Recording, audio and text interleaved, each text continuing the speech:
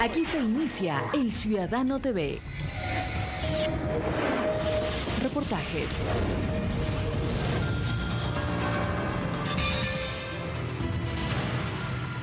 Noticias. Entrevistas. El Ciudadano TV es la imagen del gobierno de la Revolución Ciudadana. Bienvenidos.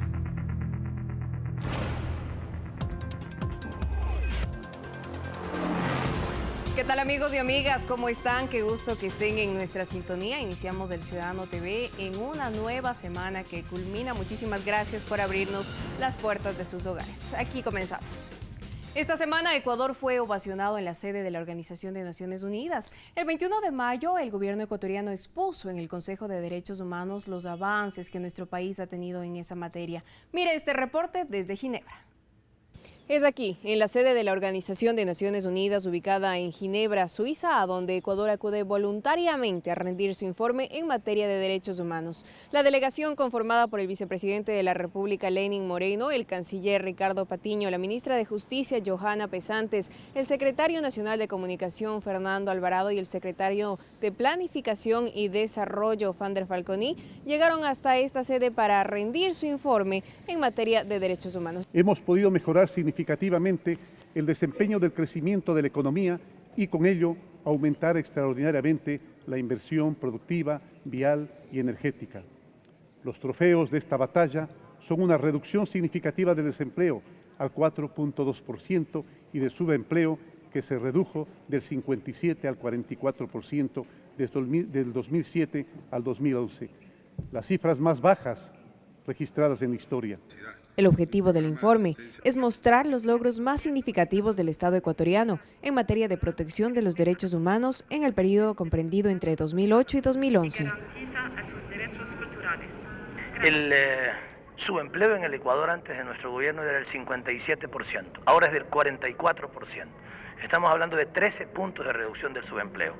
Y el desempleo, que en los periodos anteriores oscilaba entre el 8 y el 12%, ahora el Ecuador tiene una tasa de desempleo del 4.2%, la tasa de desempleo y de subempleo más baja de toda su historia, en plena crisis económica internacional. Las delegaciones de las naciones que acudieron a la presentación del informe aplaudieron los logros del gobierno de la Revolución Ciudadana y destacaron que, gracias a la Carta Magna aprobada por el pueblo ecuatoriano, los derechos humanos se garantizan plenamente. En el año 2008, en el Ecuador, vía consulta popular, se aprobó la Constitución, que ha sido catalogada como la más verde del planeta. Ahí se plantean principios como los de los derechos de la naturaleza, el principio de precaución, es decir, si no sabemos del efecto de algo, mejor no intervenimos. La sustentabilidad suplanta una visión solo centrada en el mero crecimiento económico, y para eso el Ecuador tiene la iniciativa Yasuní-ITT, que consiste en dejar 850 millones de barriles de petróleo crudo en una de las zonas más ricas en términos de biodiversidad del planeta, que es el Parque Nacional Yasuní. Durante la ponencia en Ginebra, Ecuador destacó el éxito alcanzado con las misiones Manuel Espejo y Joaquín Gallegos Lara, creadas para atender las necesidades de las personas con discapacidad. España quiere felicitar a Ecuador por la labor que ha venido haciendo en los últimos años en materia de derechos humanos y subrayar los avances en materia de derechos de las personas con discapacidad. Felicitamos al Gobierno de Ecuador por los importantes logros alcanzados en materia de erradicación de la pobreza, así como por el significativo crecimiento del gasto público en todas aquellas áreas relativas a los derechos económicos, sociales y culturales, incluyendo los programas en materia de accesibilidad y participación por las personas con discapacidades y los de desarrollo infantil para niños y niñas en situación de pobreza y extrema pobreza. En materia de libertad de expresión, Ecuador fue enfático. Las políticas del gobierno están encaminadas a la protección del periodismo en general, del buen desarrollo de las labores de los periodistas y garantizar la libertad de prensa, el acceso a la información y a la libertad de expresión. En el Ecuador no hay ningún periodista agredido ni siquiera, digamos, no por el Estado, por supuesto, pero tampoco por otro tipo de grupos que pudieran haber agredido a periodistas, porque hemos escuchado preocupación al respecto de este tema, y queremos decirles que respetamos plenamente el trabajo de las organizaciones no gubernamentales, por supuesto, mientras las organizaciones no gubernamentales cumplan con las leyes en el Ecuador. La denominada Troika, integrada por Suiza, Cuba y el Congo, analiza las recomendaciones realizadas este lunes por algunos países y se espera que el viernes se conozca el informe final. Con cámaras de Cristóbal Hidalgo y Miguel Romero, desde Ginebra, Elena Rodríguez, El Ciudadano.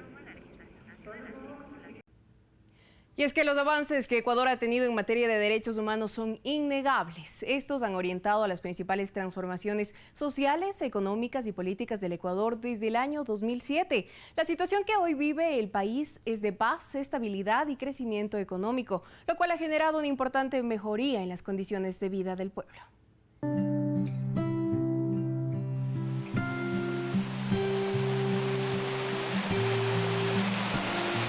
Mi nombre es Carmen Contreras Cruz. Tengo 73 años de edad. Y yo di a luz en la maternidad.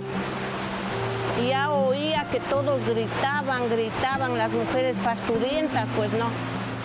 Y yo digo, creo que es de gritar para que le atiendan. Creo que es de gritar.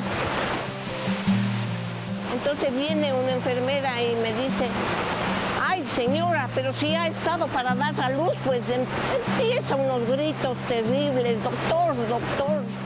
Bueno, ya di a luz, tranquila, ya, todo pasó. Y ya me suben a la pieza. Se ha ido la luz.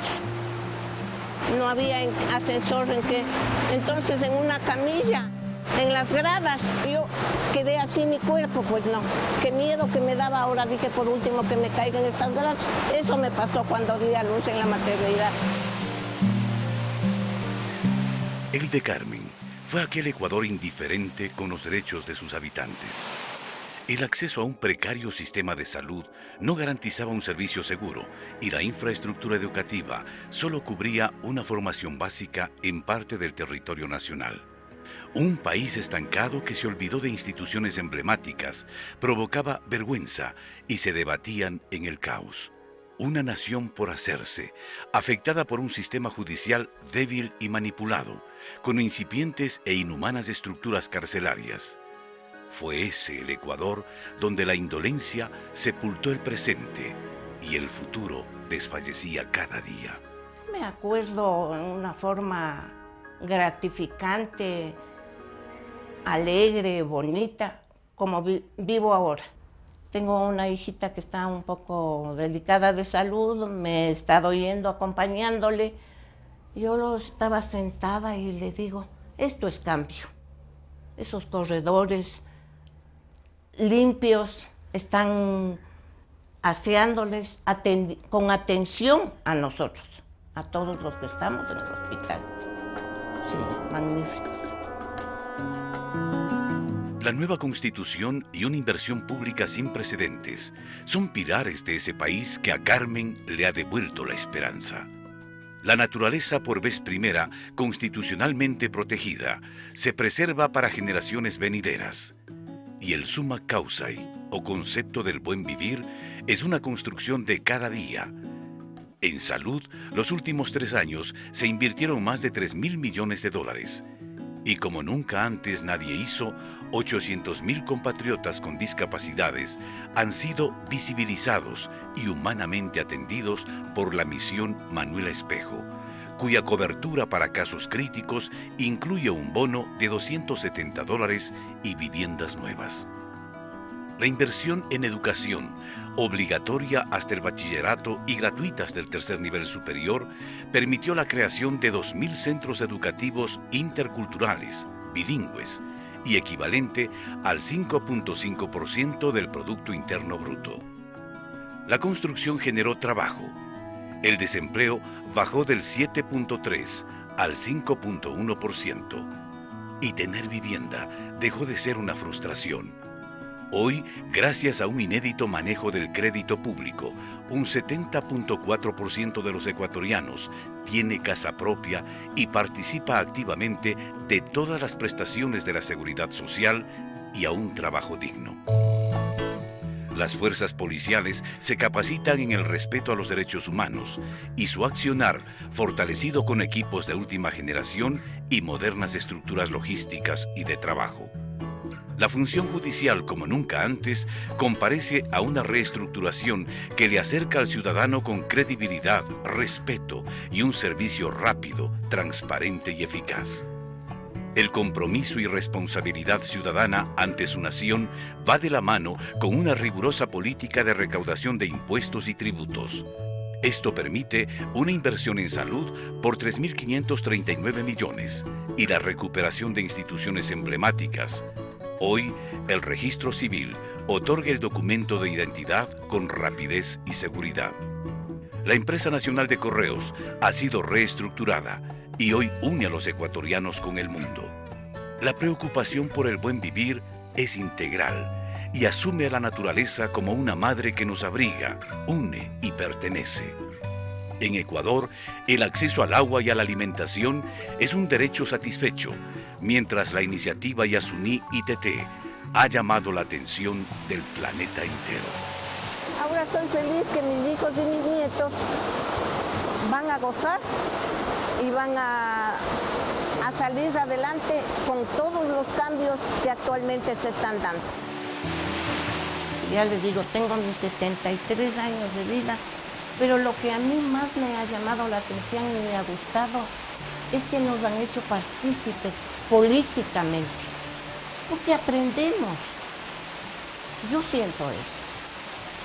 Estoy bien orgullosa de ser ecuatoriana. Es tiempo de hacer una pausa, amigos y amigas, pero al volver no se pierda la entrevista que Marco Antonio Bravo realizó a Paulo Rodríguez, presidente del Consejo Nacional de la Judicatura. Ya volvemos.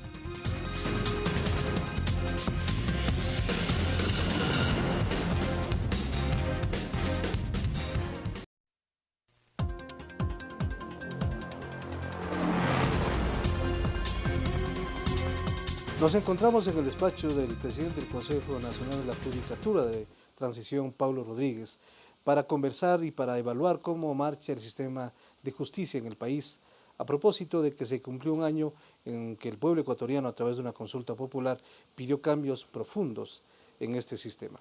Bienvenido al ciudadano y su evaluación cuando se cumple el año en que la población se pronuncia mayoritariamente por estos cambios fundamentales de fondo y de forma en el quehacer de la justicia nacional. Bueno, muchas gracias. Mire, efectivamente, si bien se cumplió un año de la consulta popular, nosotros todavía no llegamos a un año. Hemos celebrado 9 meses de funciones y nos faltan cerca de 9 más para terminar nuestro mandato en el escaso tiempo de 18 meses. Mi evaluación de manera general es muy positiva, porque luego de un proceso de planificación, inmediatamente empezamos a trabajar. Si bien nos gustan los diagnósticos, nos gusta más la acción. Y entonces, después del 9 de agosto que presentamos nosotros el plan de acción en el Centro Cultural Chimbía, inmediatamente empezamos a trabajar en torno a 6 ejes de gestión. Como conoce la ciudadanía, son talento humano, modelo de gestión, infraestructura civil, tecnología, cooperación interinstitucional y gestión financiera equitativa. Todo esto para promover, para provocar un cambio cultural en los ciudadanos, para aprender a demandar y a recibir justicia, nunca más a mendigar o peor, a negociar justicia. Ahora usted seguramente tiene resultados que nos va a dar a conocer en el tema de causas y otros elementos fundamentales, pero también existen voces de la oposición en que han dicho que en un año no ha pasado nada en la justicia ecuatoriana. Bueno, mire, en realidad vamos a analizar ya las cifras, los avances que hay, pero cuando algunas personas me mencionan que hay voces de la oposición o hay voces que dicen, yo también creo escuchar voces un poco de sepulcros políticos que, claro, tratan de volver a la vida de alguna manera. Yo creo que el pueblo del Ecuador, un pueblo muy inteligente, ya no come cuento, como dice la gente coloquialmente. y el pueblo del Ecuador los tiene identificados quiénes son los que se oponen al cumplimiento de su mandato. Mire, talento humano. Talento humano tiene que ver con ¿qué? Con la evaluación que estuvo dispuesta en el Código Orgánico de la Función Judicial. Terminó la evaluación, terminamos un largo proceso de reconsideraciones. Esto se llama el debido proceso. Los ciudadanos, los servidores, servidoras, que no estuvieron satisfechos con su calificación, tuvieron el derecho a pedir la reconsideración y tomamos todo el tiempo necesario para poder hacerlo. Producto de aquello, y hay más de 800 personas que lamentablemente no pueden seguir en la función, se van a desenrolar. Hay otro tanto de personas que renunciaron voluntariamente. Pero esas personas serán reemplazadas. Por supuesto, y serán reemplazadas mediante concursos, y hago llegar a los concursos. Hay personas adicionalmente que renunciaron, otras se acogieron a la jubilación. Cerca de 1.500 personas tienen que ser reemplazadas progresivamente mediante concursos públicos de méritos, oposición, impugnación ciudadana y control social, como fue, por ejemplo, la selección y nombramientos de 21 jueces y juezas, 21 conjueces y conjuezas para la Corte Nacional de Justicia. Ahora, en esta evaluación que se hizo, en donde 800 servidores aproximadamente deben desenrolarse, algunos ya lo han hecho, esto le dejó un mal sabor del rendimiento de la función judicial en ese campo. Bueno, mire, no necesariamente. En todo caso, fíjense ustedes que son menos del 20% de todos los servidores que venían trabajando en la función judicial. Pero, ¿qué es lo que nosotros creemos? Que hay que cumplir lo que el pueblo dictaminó. El pueblo quiere una nueva y reformada administración de justicia. Quiere funcionarios que cumplan un nuevo perfil. Quiere personas con capacitación, quiere personas con muchísimos principios éticos y morales. Quieren personas que realmente contribuyan a administrar justicia. ¿Correcto? Mire, esto me da quizás paso a hablar de otro eje fundamental que es el modelo de gestión. El modelo de gestión significa que todas las personas tienen que saber cumplir un rol en la función. El juez administra justicia, no administra juzgados. Dejemos que el juzgado administre un administrador. El juez no tiene por qué estar preocupado por los atrasos del personal o estar preocupado porque se acabaron los insumos de las computadoras o tiene que estar preocupado de saber si están pagados los servicios básicos de su juzgado. El juez tiene que estar preocupado por administrar justicia. Los administradores se encargan de administrar el juzgado. Pero volviendo un poco a talento humano, celebramos también un concurso público para seleccionar 101 jueces y juezas de familia, mujer, niñez, adolescencia y para contravenciones, y un primer grupo de 250 jueces solo para estas dos materias. Entonces, en eso se ha avanzado bastante. El represamiento de las causas fue algo que siempre estuvo presente en la justicia ecuatoriana. Fue uno de los temas fundamentales para la consulta popular en lo relacionado a la justicia. ¿Cuánto se avanzó en cuanto a resultados efectivos?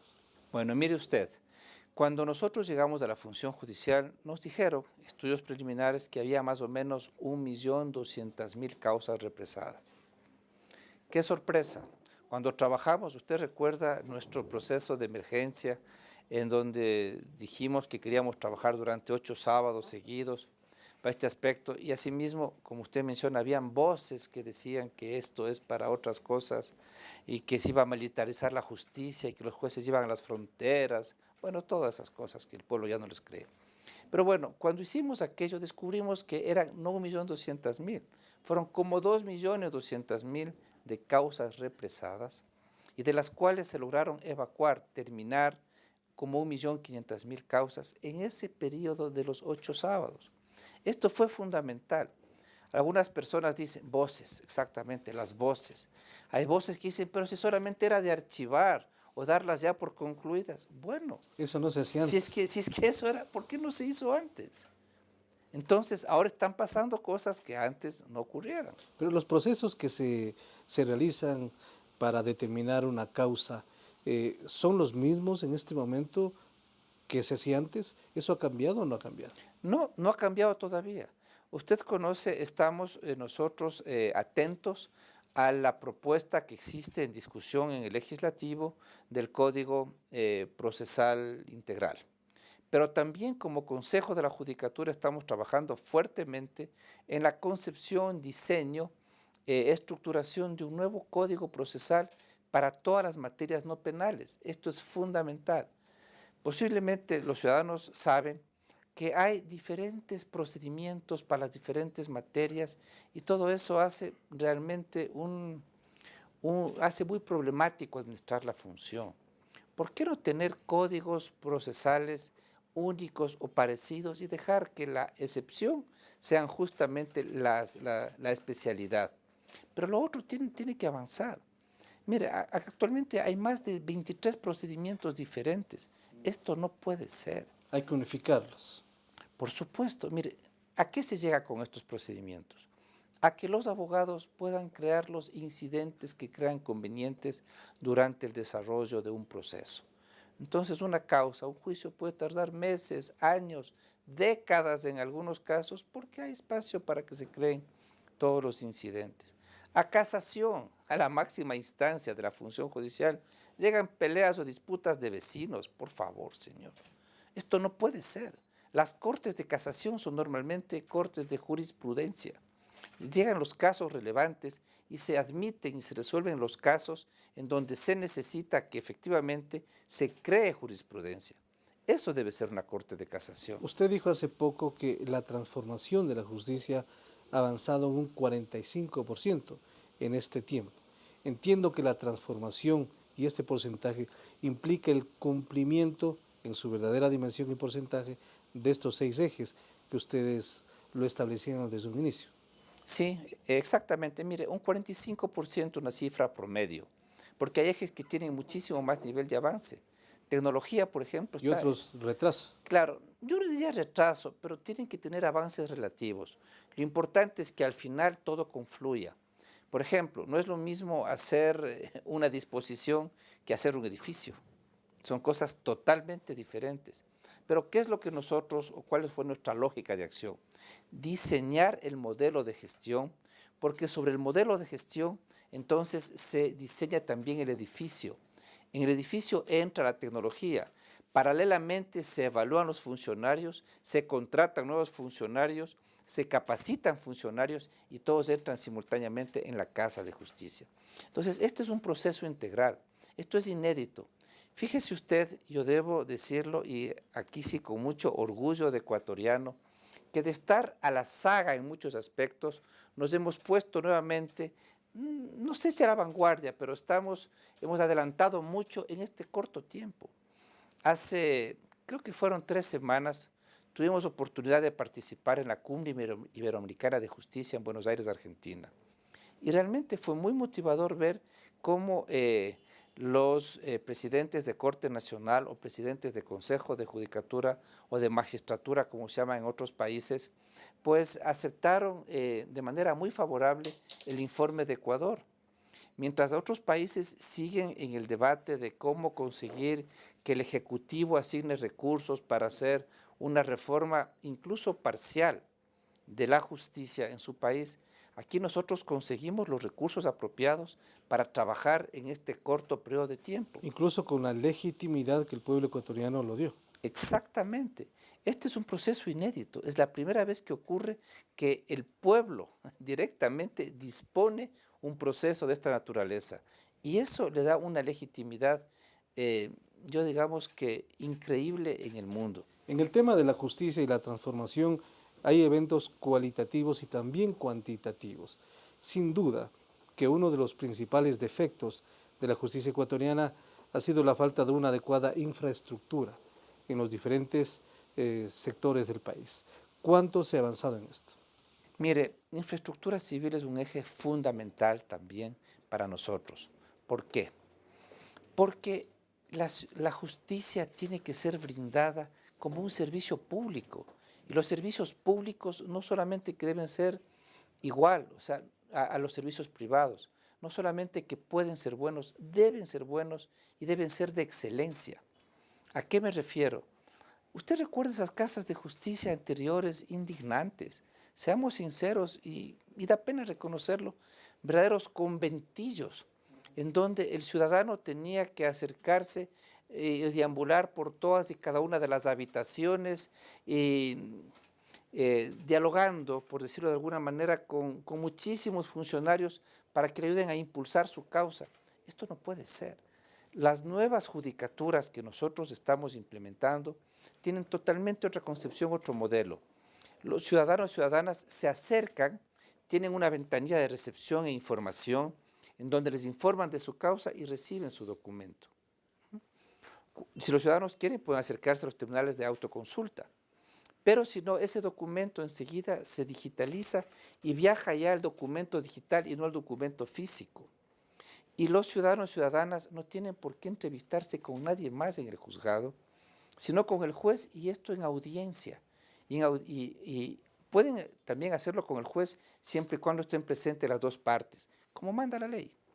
Pero no tienen por qué estar deambulando por las casas de justicia buscando quién le puede favorecer, como se decía antes, en una causa o en un proceso. Ahora, estamos hablando de un 50% del trabajo del Consejo de la Judicatura en cuanto a tiempo. Falta el otro 50%, es decir, 9 meses más. La tarea de ustedes termina en enero del año 2013. Usted en este momento, hablando de un 45% de avance, ¿considera que están en el camino correcto o hay que todavía apretar un poco más y echar mucho más de esfuerzo y sacrificio para lograr las metas? Bueno, mire, el tiempo siempre nos va a faltar.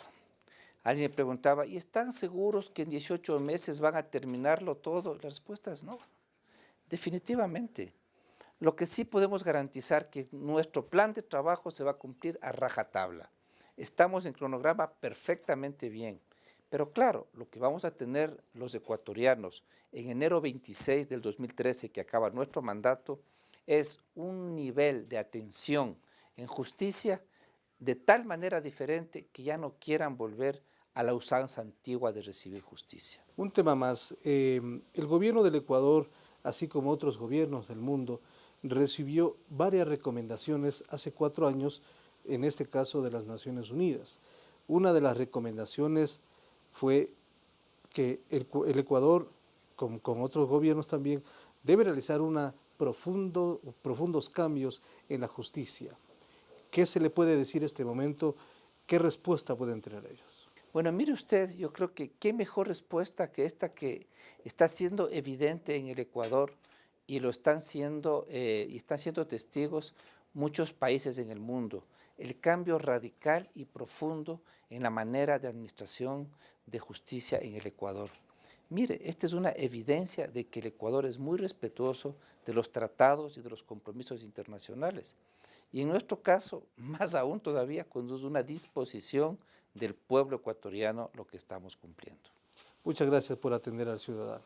No, muchas gracias a usted y yo creo sinceramente que los ciudadanos y las ciudadanas pueden volver a creer. Hemos conversado con el ingeniero Paulo Rodríguez. Él es el presidente del Consejo Nacional de la Judicatura de Transición. A propósito, ha cumplido ya el 50% en cuanto al tiempo de vigencia de este Consejo. Los avances, los resultados están a la vista. Hacemos una pausa y regresamos con más información.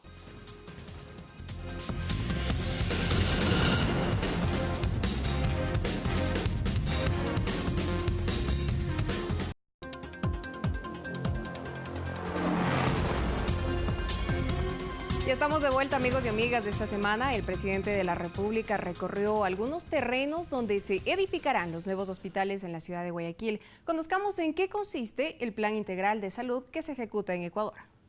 Esto debe ser política de Estado. Nunca más permitan que hasta la salud se convierta en mercancía, compañeros.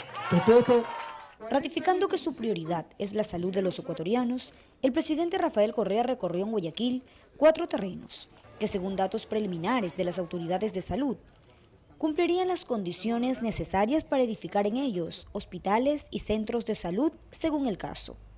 Esto como parte del nuevo sistema integral de salud que implementa el gobierno nacional. Para ello, se dividió el país en zonas, distritos y circuitos, a fin de proveer los servicios médicos de mejor manera a los ciudadanos. Obviamente esto cuesta miles de millones de dólares, no es que lo podemos hacer en un año, no tenemos ni los recursos financieros ni los recursos técnicos, pero al menos ya está planificado y eso es lo importante. El gobierno que venga tiene que continuar con esta planificación. La nueva estructura contempla la construcción de centros de salud tipo A, B y C, dependiendo de la cantidad de habitantes de la zona. Así, por ejemplo, en parroquias de 2.500 a 10.000 habitantes se construirán centros de salud tipo A. En aquellas donde habiten entre 10.000 y 25.000 personas, se edificarán centros tipo B. Y en aquellas donde haya de 25.000 a 50.000 moradores, se realizarán centros médicos tipo C. El CET tiene emergencia de 24 horas. Aparte de toda la consulta externa, va a tener laboratorio, rayos X, ecosonografía, tiene atención de emergencia de 24 horas y también tiene hospitalización para las pacientes de parto. O sea, por eso se llaman hospitales de corta estancia. De los 4 terrenos visitados, 2 están ubicados en el norte, uno en el suburbio y otro en el sur. Los habitantes de estos sitios mostraron su respaldo al mandatario por la decisión de implementar un nuevo modelo integral para la atención en salud. Está muy bien porque aquí el suburbio tiene muchas necesidades, mucha gente enferma que muchas veces se mueren en su casa porque no tienen cómo ir a un hospital. Estamos de acuerdo que hagan unos centros de salud más cercanos para que las señoras parturientas no hagan ni estén en conflictos en el camino, como ya ha pasado, ha sucedido. Esto de los subcentros de salud tipo C es algo magnífico, porque mire usted, ya no hay que acudir la gente de la Tarqui al suburbio, los de diferentes sectores que vengan a coger turno, a pasar malas noches cogiendo turnos, ya no, sino que cada sector iría a su subcentro a hacerse atender. El jefe de Estado también visitó los terrenos donde se construirá el complejo judicial de Guayaquil. La obra, que tiene un avance del 17%, se prevé que esté terminada en enero del 2013. La infraestructura, que tendrá un costo de 41 millones de dólares, estará compuesta por 11 edificios inteligentes y ecológicos. Además, se invertirá cerca de $1 millón en infraestructura tecnológica. En Guayaquil, con cámara de Edgar Domínguez y Rodrigo Sandoval, Yoconda Lor, El Ciudadano.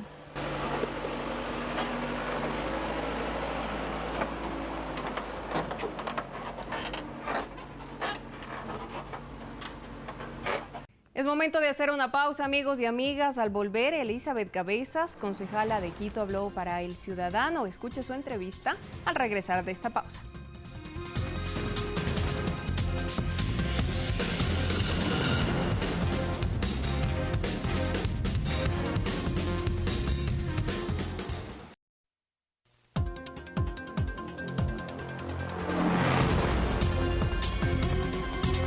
¿Qué tal, amigos del Ciudadano TV? Vamos a conversar en los siguientes minutos con la concejala Elizabeth Cabezas. Ella, además de concejal, es presidenta de la Comisión de Suelo y Ordenamiento Territorial del municipio de Quito. Hace algunos días se encendió una polémica en la capital ecuatoriana e incluso en el mismo Consejo Capitalino respecto a lo que puede significar el nombre nuevo o no del aeropuerto de Quito, del nuevo aeropuerto de Quito. Y allí hubo un proceso que se hizo inicialmente que luego ha abierto una discusión interna y también en la ciudad. Es importante conocer entonces cuál es el criterio de la concejala Elizabeth Cabezas, que nos ha recibido en su casa. Estamos muy cómodos y muy cordialmente estamos conversando. Bienvenida al Ciudadano TV. ¿Cuáles son los argumentos por los cuales usted tomó la decisión de pedir que exista un nuevo análisis y que la ciudad no pierda un nombre que es tan importante como el Mariscal Antonio José de Sucre, cuyo nombre significa este momento el aeropuerto actual de la capital? Bueno, muchísimas gracias, muy buenas tardes. Efectivamente, lo que se ha hecho en el seno del Consejo es empezar un debate importante sobre el cambio o la permanencia del nombre en el aeropuerto, que ahora lo conocemos como Mariscal Sucre. Definitivamente creemos que esta designación trae atado una gran significación histórica, ¿no es cierto?, que es importante mantenerla, pero obviamente hubo una iniciativa de parte de la alcaldía y de un grupo cercano al señor alcalde. ¿De la alcaldía o del alcalde, básicamente? Es del alcalde, Ya. Obviamente, y el cual tiene todo el derecho a hacer propuestas legislativas. Creo que ese no ha sido nunca el punto de la contradicción ni el punto de cuestionamiento, pero era importante tal vez involucrar dentro de ese grupo de personas que planificaron y pusieron en debate estas 4 opciones, tal vez incluir uno de los concejales que podría haber sido justamente quien preside la Comisión de Participación Ciudadana. Entonces, ese involucramiento de un representante de los concejales y obviamente a través del Consejo de la Ciudadanía mismo, involucraba todo un procedimiento ya de participación muchísimo más amplio que el que se ha venido realizando. Bajo ningún punto de vista yo he desconocido y he minimizado esa participación ciudadana, como quien más respeto muchísimo estos procesos, porque son además una demostración importante del tema de la democracia y una participación activa de los ciudadanos, que son finalmente a quienes nosotros representamos. Pero obviamente ahí no se incluyó entre esas opciones la del Mariscal Sucre, sino que se decidieron 4 nombres. Uno de ellos es la ubicación geográfica que a nosotros nos distingue a nivel mundial, que es la mitad del mundo. 4 nombres totalmente diferentes. Ahora, pero hubo un proceso interno, es decir, los concejales conocieron esta idea, este proyecto, tuvieron oportunidad de analizar o no. A ver, yo he sido enfática, este fue un proceso que lo presentó el señor alcalde, que no participó ninguno de los concejales, fuimos invitados, sí, efectivamente, al evento de lanzamiento de estas 4 opciones de nombres, y lo que yo he comentado es que hubiese sido importante tal vez incluirlo el de Mariscal Sucre dentro de esas opciones. Si es que eso se daba, y si por último, igual mitad del mundo era el más votado, yo pienso que de todas maneras se dio la alternativa de escoger o no esa opción. ¿Cuánto pesó el punto de vista del presidente de la República en un enlace sabatino que él manifestó incluso que es partidario de que se siga llamando Mariscal Sucre? Bueno, yo creo que de hecho la participación y el pronunciamiento del señor presidente es valiosísimo, primero por ser el presidente de la República, segundo porque igual que otros tantos ciudadanos valiosos de la capital como los exalcaldes y también una carta del vicepresidente Lenín Moreno, se pronunciaban en el sentido de que se mantenga esta identidad del nombre de Mariscal Sucre, haciendo eco de todos esos pronunciamientos y aparte el punto de vista que cada uno de los concejales además ha tenido en esta discusión y en este debate que se dio el último jueves en el Consejo Metropolitano, es que se ha tomado la decisión de que se vaya a una segunda vuelta, por decirlo de alguna manera, en la cual, acogiendo la participación ciudadana de casi 15,000 quiteños que han votado por mitad del mundo como una opción válida para designar al nuevo aeropuerto y acogiendo además estos importantes pronunciamientos de varios exalcaldes, del señor vicepresidente, del señor presidente de la República y de muchos otros ciudadanos, ¿no es cierto?, se dé una segunda vuelta en la cual estas 2 alternativas se puedan poner en conocimiento de todos los quiteños y se haga un nuevo proceso de votación. ¿Para cuándo será eso? ¿Cuándo se definirá ya cuál es el nombre del nuevo aeropuerto? Bueno, entiendo que este es un proceso que se va a implementar en los próximos días. Hasta mediados del mes de junio debería estar tomada la decisión de cuál será el nombre del nuevo aeropuerto y obviamente vamos a respetar como quien más el pronunciamiento mayoritario, sea a favor de una designación o a favor de la otra de las opciones. A propósito del aeropuerto, el presidente de la República en un enlace también manifestó que él no va a inaugurar obras que no estén terminadas en su totalidad. El nuevo aeropuerto, si bien en octubre estará listo, pero las vías no estarán. ¿Cuál es el análisis que se hizo o se está haciendo internamente en el Cabildo? Bueno, es importante comentar que efectivamente hay varias vías en construcción en este momento para el nuevo aeropuerto. Sin embargo, al inicio de la gestión teníamos la alternativa de la construcción de una vía que es la Hualo-Puembo, la cual estaba financiada, tenía los estudios y que era una vía importante que en 18 meses se podía haber mantenido ya construida como una alternativa de llegada y de acceso al aeropuerto. Sin embargo, esa fue una decisión asumida en el municipio de diferir la construcción de esa vía para priorizar la construcción de la ruta viva, decisión que yo debo comentarla, no la compartí, toda vez de que de acuerdo a los cálculos justamente que ahora tenemos, los tiempos no iban a ser favorables para que las otras alternativas viales estén listas. Este rato, como todos los quiteños conocemos, hay la opción de la construcción construcción de la vía Collas-Guayabamba, ¿no es cierto?, que es una alternativa para llegar al aeropuerto. Está prevista la ruta viva, que no solamente va a ser una alternativa de acceso al aeropuerto, sino una solución vial importante para todo lo que son los valles de Cumbayá, de Tumbaco, todo lo que es Pifo, Tababela y Aruquí, es decir, todos aquellos valles que son importantísimos, darle una accesibilidad y una solución vial. Y también está la E35, que es otra de las opciones construidas desde el Gobierno Nacional por el Ministerio de Obras Públicas. Pero de todas maneras va a haber un desfase importante que va a perjudicar a quienes, sin duda alguna, van a tener que viajar mucho tiempo allá al aeropuerto. Sí, tenemos esa preocupación. De hecho, este rato se está interviniendo de manera, yo diría, urgente en lo que es la interoceánica también, que es este rato la única alternativa de acceso a los valles. Esta intervención nos ha complicado algo de molestias con los residentes de todo el sector de Cumbayá y de Tumbaco. Sin embargo, es una opción realmente necesaria que penosamente nos complica por las construcciones de las otras alternativas viales, pero que en el largo plazo estamos seguros será una solución además definitiva para todo este sector importante, además extenso y muy poblado ya del distrito metropolitano. La ciudad de Quito tendrá cambios importantes en cuanto a su arquitectura, su misma estructura, porque se vienen varios proyectos interesantes desde el gobierno central y algunas entidades estatales que van a cambiar sin duda la fisonomía de la capital. ¿Cuánto se está avanzando y cómo podría explicar esto? Bueno, de hecho, la misma reubicación del aeropuerto hace que se genere, yo diría, un cambio importantísimo en lo que va a ser el desarrollo territorial del distrito metropolitano. Se van a generar nuevos puntos importantes, nuevas áreas de desarrollo. La política municipal actual es justamente una política de densificación de todos estos terrenos que están dotados de manera importante con servicios de agua, de alcantarillado, de luz y de energía. Sin embargo, todo esto tiene que estar en el marco de una integralidad, ¿no es cierto?, en donde planifiquemos de manera adecuada y donde sobre todo prevalezca una solución al tema de movilidad, que es yo diría la preocupación y la afectación más importante que este rato tienen quienes vivimos en el distrito metropolitano de Quito. Todas estas opciones y estos nuevos desarrollos inmobiliarios son relevantes, son importantísimos. Tenemos temas grandes con el mismo IES, que ahora ha planteado proyectos inmobiliarios importantes en asocio Incluso con se habla empresas. del edificio más alto del Ecuador. Así es, está previsto un proyecto inmobiliario bastante importante y grande en la zona del Eloy, Alfaro y Amazonas, en este terreno que es de propiedad del IES desde hace muchísimos años, en donde la empresa Pronovis de Guayaquil, en asocio con una empresa importante constructiva quiteña, llevará a cabo un proyecto de 7 edificios. Uno de ellos es una torre de 42 pisos, que se prevé sea la torre más alta que tenga el Ecuador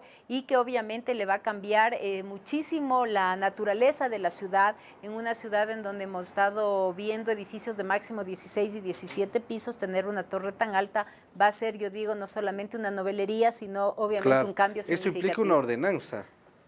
¿Ya se aprobó o todavía sigue pendiente? Todos estos proyectos implican ordenanzas especiales. Todavía no se ha aprobado esta propuesta arquitectónica. Se está trabajando muchísimo en los detalles de esta propuesta. Es una cosa que se está trabajando de manera conjunta entre los promotores inmobiliarios y la municipalidad, para que el momento en que llegue ya al Consejo ya esté bastante, yo diría, elaborada, ya no tenga mayores observaciones y que obviamente esto agilite la aprobación y la inversión en la ciudad de Quito. Hay otros proyectos también del gobierno central, en donde van a ser ubicados los ministerios, las entidades estatales. Sí, de hecho hay una propuesta importante de parte del gobierno central. Son 7 plataformas nuevas que están previstas hacerse, en donde estarán relocalizados por, yo diría, por áreas económicas y por áreas productivas los distintos sectores del gobierno, y estas están siendo también analizadas. 2 de ellas mantienen, yo diría, un cierto avance en lo que es las propuestas. La una es la plataforma financiera, que estaría ubicada justamente en la Amazonas y Pereira, y la otra es la plataforma productiva, que estaría ubicada en la República y Pradera, justamente cercana a este proyecto del IES. Es por eso que las soluciones integrales en el tema de movilidad tienen que considerar todo este tipo de desarrollos inmobiliarios que obviamente van a, yo diría, a tener un impacto adicional sobre el crecimiento del parque automotor que ya de hecho la ciudad lo mantiene. Correcto. Hay otro tema también que es importante en cuanto a la regularización de los barrios en Quito. Ha sido una circunstancia que muchos quiteños que lamentablemente en anteriores oportunidades eran presos de promesas incumplidas, de cierto tipo de personas que les entregaban terrenos sin ninguna garantía.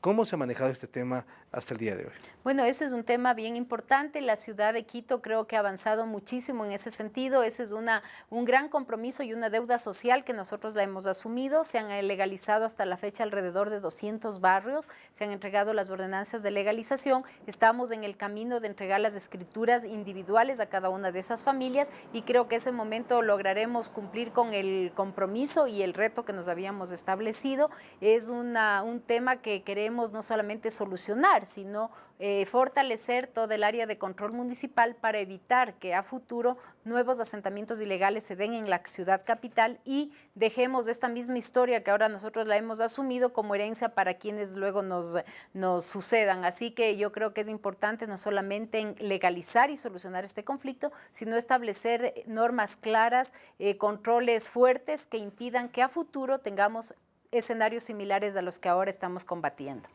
¿Qué va a ser de lo que es hasta ahora el aeropuerto de Quito, ubicado en el norte? ¿Cuál va a ser su destino?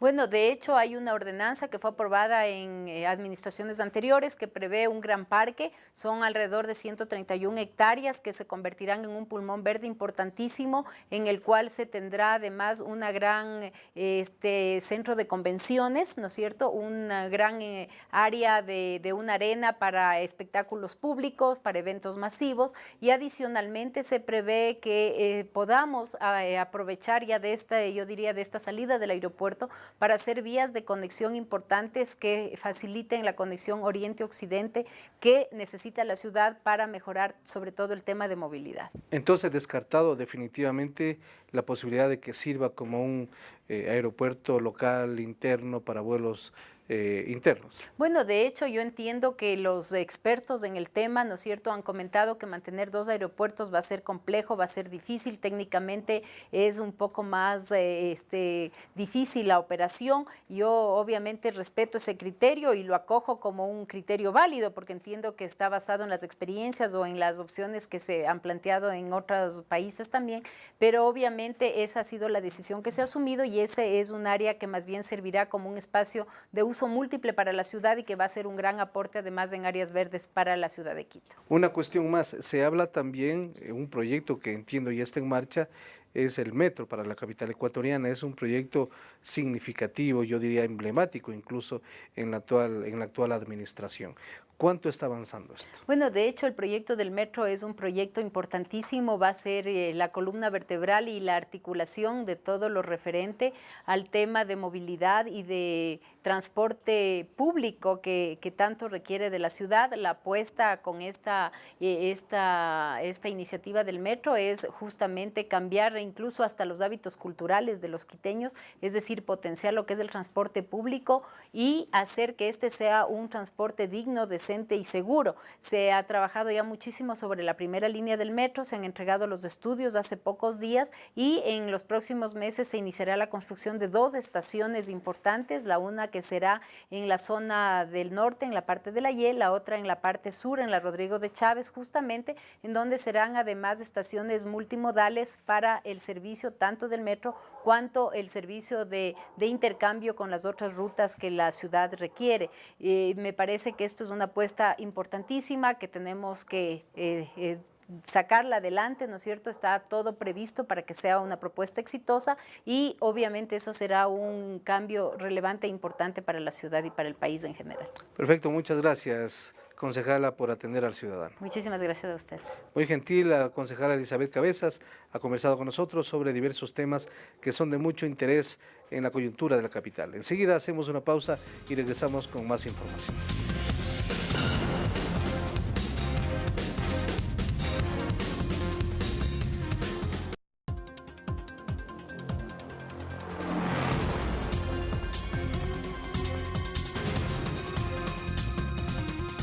Ya estamos de vuelta, gracias por permanecer en nuestra sintonía. Les contamos que la construcción de la hidroeléctrica Coca-Cola Sinclair, que se constituye en la obra más importante de toda la historia del país, avanza a paso firme. 3.500 personas trabajan en los diferentes frentes, que ya muestra un 20% de avance. Yoconda Lo recorrió durante 2 días la mega obra y nos preparó un completo informe. Coca-Cola Sinclair, la obra más importante de toda la historia del país, toma forma. Al menos un 20% de los trabajos de la hidroeléctrica más grande que tendrá Ecuador ya se visualizan. Volquetas, gran cantidad de maquinaria pesada y 450 hombres, dispersos en una especie de gran explanada, realizan la excavación de la zona denominada de captación. En el sitio se construirá una presa de 30 metros de altura que realizará la toma de agua a filo de río, con la que se generará energía eléctrica para el 36% de los ecuatorianos. Además, será un vertedero para que fluya el exceso de agua y un desarenador. El desarenador es una estructura que una vez que se ha represado el agua, entra por el desarenador para que se decanten allí algunos sedimentos que lleve el agua y entra directamente por el túnel de conducción. El líquido será enviado por un túnel de 25 kilómetros de largo y 9.1 metros de ancho hasta el embalse compensador, una especie de gran tina que almacena el agua para enviar la cantidad justa y necesaria a las turbinas de generación. El embalse puede almacenar 880.000 metros cúbicos de agua, que son el requerimiento para que la central funcione en forma regulada. En el sitio ya se puede observar la forma del reservorio y obreros trabajan en el recubrimiento de hormigón lanzado que requiere para su sellado. Sin embargo, este frente de trabajo se concentra por estos días en el ensamblaje de la segunda tuneladora que llegó al país para realizar el túnel que conducirá el agua. Las piezas regadas de la gran maquinaria dan la apariencia de un complejo rompecabezas.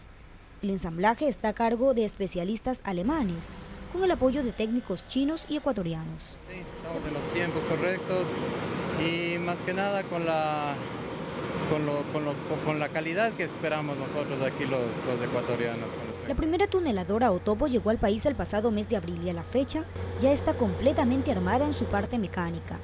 Apuntando a un túnel conocido como Ventana 2, que está prácticamente listo, se observa la estructura de 155 metros de largo, que funciona como una especie de taladro gigante y que tras las instalaciones eléctricas y sistemáticas respectivas, se prevé empiece a operar el próximo 15 de julio.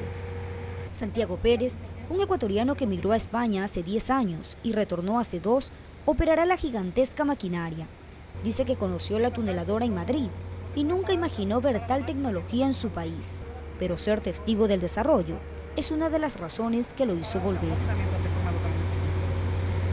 Cada taladro tiene 54 elementos principales y un peso de 1.980 toneladas. Los topos de 2 cabezas, además de perforar la montaña, van colocando anillos de hormigón, formados con la colocación de 7 dovelas que sellan el conducto dejándolo sin filtraciones. Paralelamente al armado de las tuneleras, albañiles, soldadores y especialistas alemanes crean 2 fábricas de dovelas, una para cada topo. Almacenamos todo lo que es las varillas en este lado. Después pasamos al siguiente paso, que es la parte donde cortamos. Dependiendo al diseño, cortamos diferentes tamaños. Ahorita todavía está en periodo de prueba, por eso cada día solo 10 toneladas. Pero hasta este fin de mes podría alcanzar 42 toneladas cada día. Quizá el trabajo más sorprendente se realiza en la casa de máquinas. Un gran laberinto de túneles conducen a las 2 cavernas principales del edificio subterráneo que albergará las 8 turbinas y 24 transformadores que generarán a su vez 1.500 megavatios de energía. Es precisamente el corazón de la central hidroeléctrica. Acá llega el agua que se ha captado en el sector inicial del proyecto y se descarga a través de las tuberías de presión que llegan a la caverna principal que está a nuestro costado. Esto que ustedes ven aquí a mis espaldas constituye la bóveda de la caverna de transformadores, que es en donde alojará los 24 transformadores que finalmente generarán los 1.500 megavatios. La estructura, que está ubicada a 550 metros de profundidad en la montaña, tendrá 192 metros de longitud, 26 de ancho y 50 de alto, registrando a la fecha un avance del 28%. 3.500 personas trabajan en el desarrollo de Coca-Codo Sinclair y de la mano de obra no calificada, el 85% son habitantes de Sucumbío y Napo, zona de influencia, lo que trae desarrollo a las comunidades del sector. Trabajamos 3 personas, así, entre hermanos, 2 hermanos y unos primos, así, hay familias así. Para futuro, o sea, para nuestros hijos, padres, todos vamos a salir beneficiados aquí en esto. No solo nosotros. O sea, y sería para todo el país, porque la energía usted sabe que es para todo. Me enteré del trabajo gracias a Socioempleo, por la base de datos que había en el Cantón El Chaco. Entre las obras complementarias, se realizan además vías de acceso a los diferentes frentes de trabajo, campamentos completamente equipados para ciudadanos chinos y ecuatorianos que respetan sus costumbres y tradiciones. En Coca-Codo Sinclair, con cámara de Edgar Domínguez, Yoconda Lor, El Ciudadano.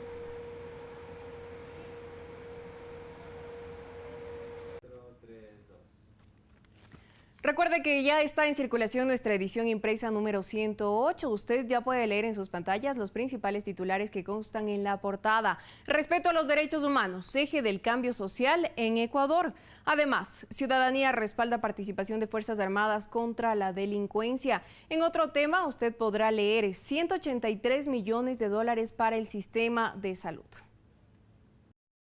Esta edición impresa usted la puede encontrar en las principales instituciones públicas de nuestro país. Además, recuerde que usted puede estar informado de lo que ocurre en Ecuador y el mundo a través de nuestra página en internet www.elciudadano.gov.es. Usted ya lee la dirección en sus pantallas. Gracias amigos y amigas por su sintonía. Seguramente deben estar disfrutando del feriado, así que la recomendación es que recorran nuestro hermoso y diverso país. Hasta la próxima. Un abrazo.